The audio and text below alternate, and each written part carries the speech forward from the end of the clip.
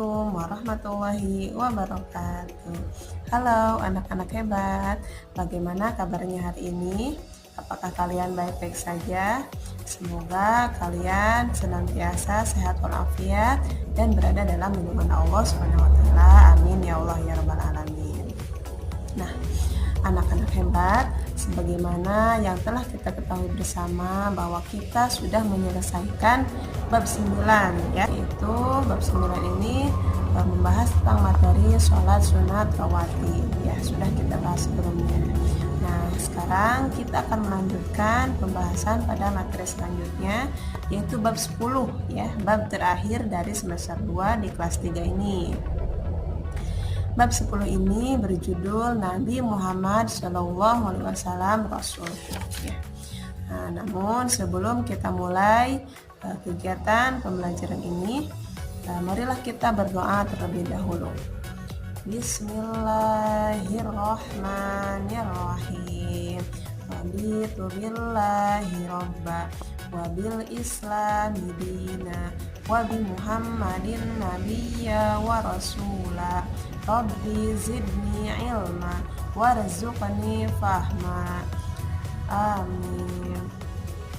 Nah, adapun materi yang akan Ibu sampaikan pada video pembelajaran kali ini yaitu subbab yang pertama saja ya. Yaitu subbab yang pertama berjudul Nabi Muhammad SAW menjadi Rasul. Adapun tujuan dari pembelajaran materi subbab pertama ini ada 3 yang sudah Ibu rumuskan ya. Yang pertama meyakini kebenaran kisah Nabi Muhammad SAW. Jadi setelah kalian mengikuti pembelajaran ini, Ibu harapkan kalian mampu meyakini kebenaran kisah Nabi Muhammad SAW dengan benar. Kemudian yang kedua tujuannya yaitu bahwa kalian mampu untuk menjelaskan proses Nabi Muhammad SAW berkhalwat dan menerima wahyu dengan benar. Itu yang kedua. Selanjutnya yang ketiga, Ibu harapkan kalian mampu mengidentifikasi wahyu pertama dan wahyu kedua dengan benar. Itu adalah 3 tujuan pembelajaran yang kan kalian mampu kuasai atau mampu kalian capai. Nah, kita awali dari bahasan tentang Nabi Muhammad diangkat menjadi Rasul. Sejak Nabi Muhammad remaja, beliau itu dikenal sebagai orang yang cerdas dan bijaksana ya. Beliau itu tidak pernah menggunakan waktu untuk hal yang sia-sia, tetapi beliau menggunakan waktu untuk hal-hal yang berguna. Seperti beliau itu mengisi waktu untuk berdagang. Kemudian ketika kecil juga beliau sudah menggembala kambing. Nah, ide yang beliau keluarkan itu juga membuat orang senang ya. Artinya beliau itu tidak merugikan orang lain. Nabi Muhammad SAW mengalami keresahan sebelum beliau diangkat menjadi Rasul. Keresahan tersebut adalah bermula ketika beliau memikirkan akan kaum Quraisy yang melakukan pemujaan terhadap berhala. Bayangkan, di sekeliling Ka'bah itu mereka meletakkan berhala dengan bahan yang banyak sekali jumlahnya, bahkan sampai ratusan. Bahkan dalam keterangan disebutkan sampai 360 berhala diletakkan di sekitar Ka'bah ya. Keresahan beliau tersebut mendorongnya untuk merenung dan berkhalwat di Gua Hiro. Berkhalwat itu menyendiri ya, beliau itu merenung di tempat yang jauh dari keramaian. Nah, dari proses berkhalwat tersebut adalah awal mula dari proses penerimaan wahyu dari Allah Subhanahu wa taala kepada Nabi Muhammad SAW. Saat usia Nabi Muhammad SAW mendekati usia ke-40, bahkan ada juga yang menyebutkan bahwa usia beliau itu sudah masuk 40 tahun, beliau berdiam diri dan melakukan ibadah di Gua Hira tersebut. Kemudian ketika beliau berdiam diri atau berkhalwat di Gua Hira tersebut, maka datanglah malaikat Jibril ya. Sesaat kemudian malaikat Jibril datang menyampaikan wahyu kepada Nabi Muhammad SAW.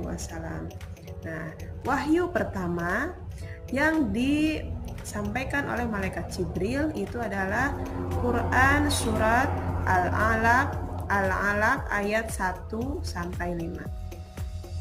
Malaikat Jibril kemudian menyampaikannya kepada Rasulullah SAW. Wahyu tersebut merupakan tanda kerasulan Nabi Muhammad SAW. Nah, kalian masih ingat kan bagaimana bunyi surat Al-Alaq ayat 1 sampai 5 pernah kita bahas di bab 6 di semester 2 ini ya.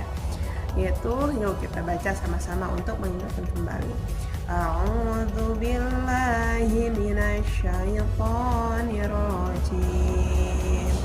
Bismillahirrahmanirrahim.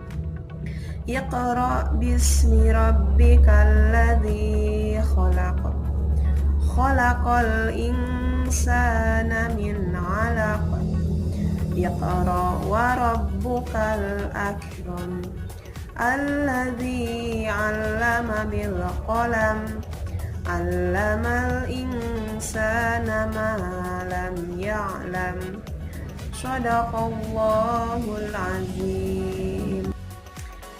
Kemudian pada bagian yang kedua yaitu bagian berjudul Nabi Muhammad SAW menerima wahyu yang kedua.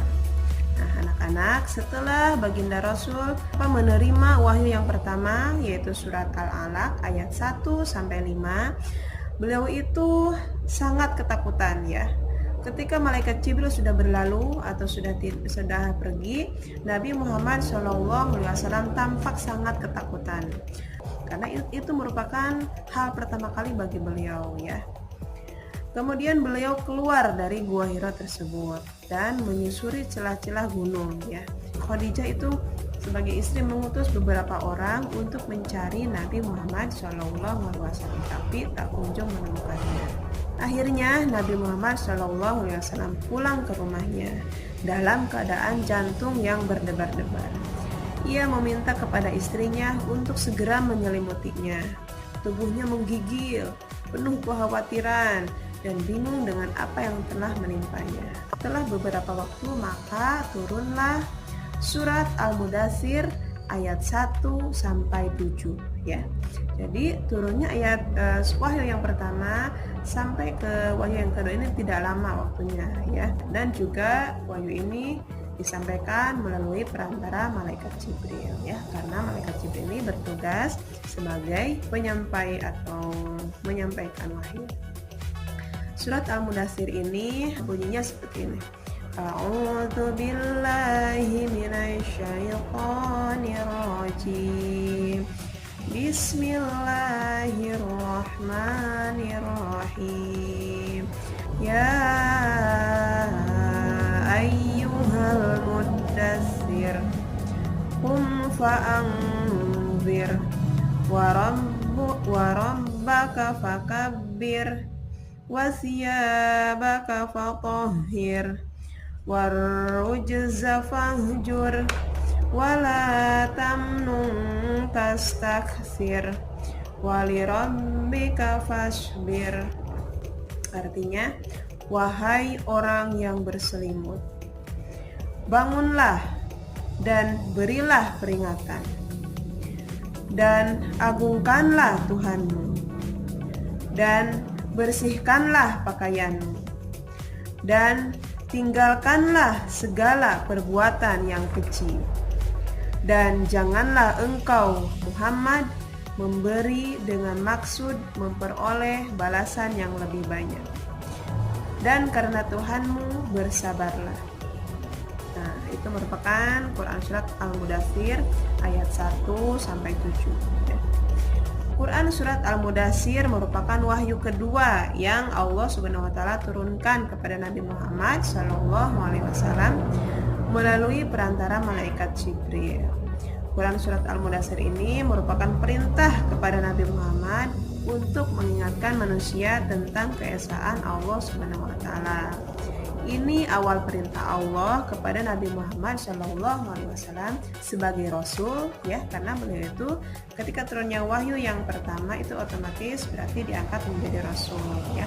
Nah, dengan turunnya surat Al-Mudaththir sebagai wahyu yang kedua ini adalah awal mula perintah Allah Subhanahu Wa Taala kepada baginda Rasulullah SAW untuk berdakwah atau menyampaikan tentang ajaran Islam kepada umatnya.